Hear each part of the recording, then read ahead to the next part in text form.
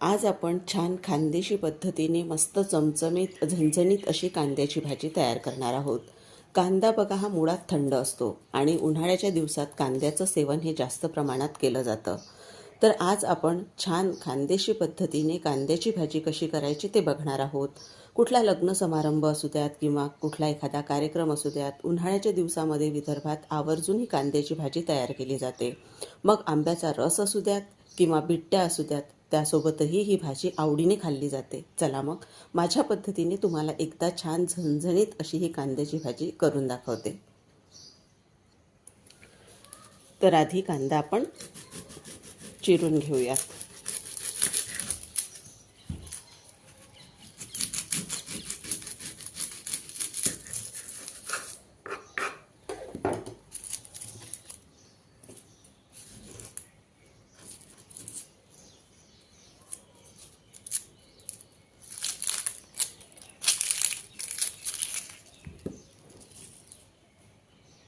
तर असेच आधी कांद्याची मी पूर्ण साल काढून घेते आणि मग चिरूया आपण कांदे.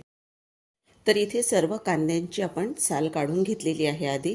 आणि कांदे आपण चिरत असताना हा शेवटचा जो भाग आहे हा आणि सुरुवातीचा हा थोडा जास्त काढायचा, म्हणजे आपला जो कांदा आहे व्यवस्थित असा सुटसुटीत चिरल्यानंतर मोकळा होतो.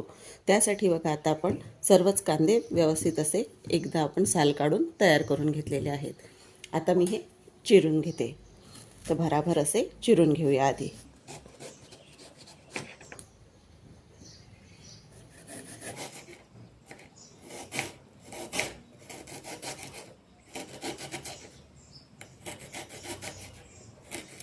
जाड नाही चिरायचा कांदा भाजीसाठी केव्हा.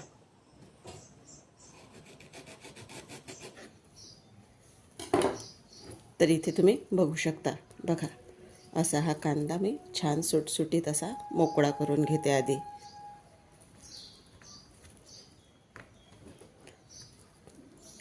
तर असा बघा व्यवस्थित हा मोकळा करून आपला झालेला आहे. तर आता असेच बघा हे राहिलेले जे कांदे आहेत ना, ते आधी मी चिरून घेते आणि दाखवते तुम्हाला नंतर. मग बघा इथे सर्व कांदा आपण चिरून छान सुटसुटीत मोकळा असा करून घेतलेला आहे. आता आपण भाजी फोडणीला घालूया. बघा असा छान लांब सडक हा चिरून घ्यायचा. मोठे कांदे असले की बघा असा छान लांब सडक हा कांदा तुमचा चिरला जातो. बघा. तर आता आपण भाजीसाठी लागणारं एकदा साहित्य बघणार आहोत, कारण ही आपण खानदेशी स्टाईल भाजी करत आहोत. तर आता ही भाजी बघा कांद्याची हलकीशी चवीला गुळचट आणि आंबट असते. तर या भाजीमध्ये कैरी आणि गूळ जरूर वापरा. तर इथे कैरी तुम्हाला दाखवते तेवढी कैरी आपल्याला वापरायची आहे. साधारण 2 फोडी घ्यायच्या आणि त्याचे असे लहान मी छोटे चौकोनी आकारामध्ये तुकडे करून घेतलेले आहेत. गूळ घेतलेला आहे 2 छोटे असे एवढे खडे घ्यायचे आहेत. आपल्याला छोटा एका लिंबा एवढे घेतले तरीही चालतील. अर्धा चमचा मोहरी घेतली, अर्धा चमचाच जिरे घ्यायचे आहेत आणि 1 चमचा खसखस हलकीशी तव्यावर भाजून घेतलेली आहे. तुमच्याकडे खसखस नसेल तर शेंगदाण्याचं चमचाभर कूट वापरलं तरीसुद्धा चालेल. 1 लसूणचा गड्डा घेतलेला आहे पूर्ण, कारण भाजीला छान चव यावी, कारण ही भाजी छान झणझणीत तयार करणार आहोत आणि अशी चवीला थोडी कडक. तर बघा आता त्यासाठी 1 लसूणचा गड्डा इथे वापरायचा आहे आपल्याला. आणि आलंसुद्धा इथे आपण 1 इंच असे 2 लहान तुकडे घेतलेले आहेत 1-1 इंचाचे. तर आता इथे कोथिंबीरही भरपूर वापरायची भाजीसाठी. आणि चवीनुसार लाल तिखट घेतलेला आहे, अर्धा चमचा धना पावडर, पाव चमचा हिंग, अर्धा चमचा गरम मसाला आणि पाव चमचा हळद घेतलेली आहे. गरम मसाल्याचा फार जास्त वापर भाजीमध्ये करायचा नाही. चला मग सुरुवात करूया आपण. आता इथे खलबत्त्यामध्ये आपल्याला सर्वात आधी बघा ही खसखस घ्यायची आहे आणि ही खसखस आपण हलकीशी आता फक्त बारीक करून घेणार आहोत. मिक्सरलाही फिरवू शकता, पण खूपच कमी प्रमाणात असल्यामुळे खलबत्त्यामध्येच करून घेते. बघा हलकंसं असं फिरवून घ्यायचं आहे आपल्याला.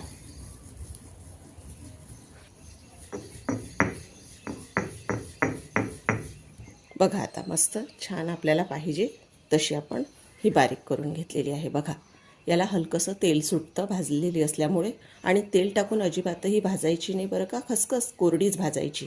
तर बघा आता ही काढून घेऊया आपण. बघा इथे छान अशी ही बारीक करून आपली खसखस झालेली आहे. तर अशी ही बारीक करायची. आता याच खलबत्त्यामध्ये लसूण आलं बारीक करून घेणार आहोत. तर बघा आलंही घालून घेते यामध्ये. आणि आता आपल्याला यामध्येच जिरेसुद्धा घालायचे आहेत. आणि आता हे पूर्ण बारीक करून घेऊया.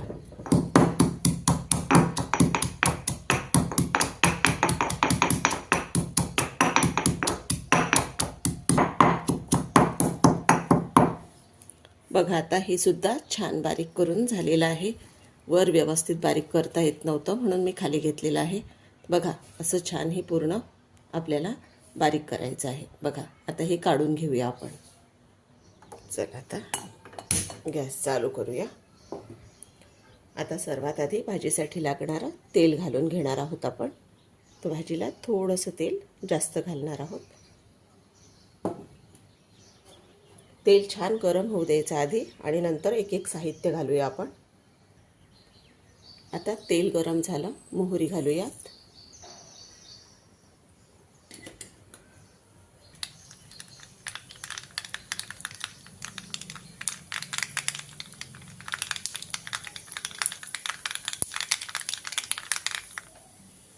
आता आलं लसूण जे आपण खलबत्त्यामध्ये बारीक केलेलं होतं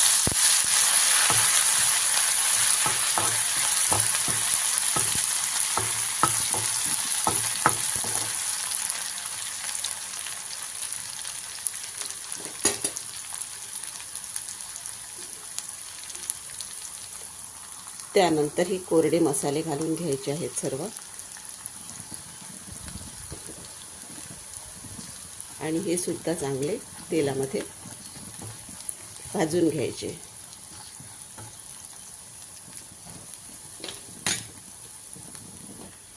आता आपल्याला कैरी घालायची आहे. कैरी घालून घेतलेली आहे आपण. आणि आपल्याला आता यामध्ये कांदा घालायचा आहे.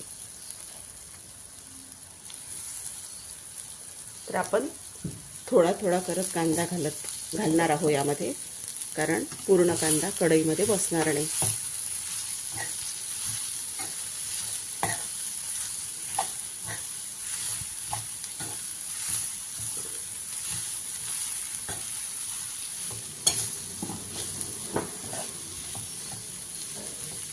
आता अजून थोडा कांदा घालून घेणार आहोत. कांदा थोडा भाजल्यानंतर कमी होतो प्रमाणामध्ये. असा पूर्ण कांदा आपण यामध्ये घालून घेतलेला आहे. आणि हलकंसं आता फक्त आपण हे एकत्र करूया. या भाजीमध्ये पाण्याचा अजिबातही वापर करायचा नाही, कारण कांद्यामध्ये मीठ टाकल्यानंतर आपण त्याचंच पाणी सुटतं. आणि कैरी गूळही आहे शिवाय या भाजीमध्ये.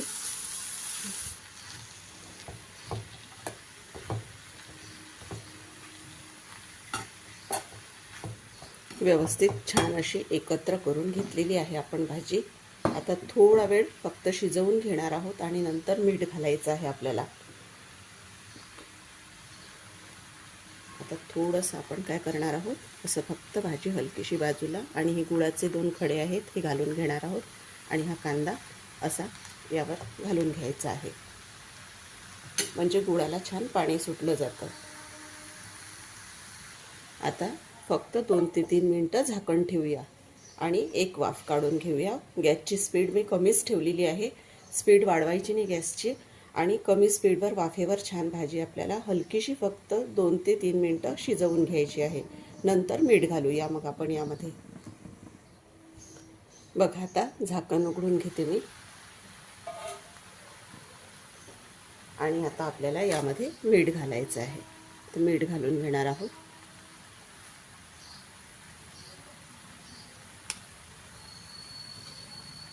आणि आता आपल्याला यामध्ये ही खसखस घालून घ्यायची आहे. तर ही पूर्ण खसखस आपण घालून घेणार आहोत. तसंच थोडी कोथिंबीरसुद्धा घालून घेणार आहोत. आता ही पूर्ण आपण छान एकत्र करून घेणार आहोत. हे छान आपण बघा एकत्र करून घ्यायचे आहे. आणि पहिल्यापेक्षा तुम्ही इथे कांदा बघू शकत असाल कमी झालेला आहे, म्हणजे शिजल्यामुळे थोडं प्रमाण कमी होतं कांद्याचं. बघा छान पूर्ण एकत्र करून घ्यायची. आणि कैरी बघा, कैरी लगेचच शिजली जाते. कैरी शिजायला फार जास्त आपल्याला वेळ लागत नाही. तर आता ही पूर्ण एकत्र करून घेतलेली आहे मी भाजी छान अशी. आणि आता ही आपण वाफेवर शिजवून घेणार आहोत. तर आता झाकण ठेवून घेते मी परत आणि गॅसची स्पीड कमी करून घेते. मग शिजल्यावर आता झाकण उघडून बघूयात आपली भाजी कशी शिजल्या गेलेली आहे. आणि तुम्ही बघू शकता भाजीला रंग किती छान आलेला आहे. आणि आता भाजी एकत्र अशी करून दाखवते परत. तर बघा कांदा छान शिजल्या गेलेला आहे. यापेक्षा जास्त आपल्याला बघा कांदा शिजवायचा नाही, मग तो चांगला लागत नाही चवीला. तर बघा छान अशी खानदेशी स्टाईल झणझणीत अशी कांद्याची भाजी नक्कीच एकदा करून बघा. चवीला अप्रतिम लागणारी भाजी ही बघा. बघा उन्हाळ्याच्या दिवसामध्ये आवर्जून खाल्ली पाहिजे. तर आता हिचा रंग बघा तुम्ही किती छान आलेला आहे. बघा नक्की करून बघा. आणि तुम्हाला रेसिपी आवडली असेल तर नक्कीच एक लाईक करून चॅनललाही सबस्क्राईब करायला विसरू नका. बघा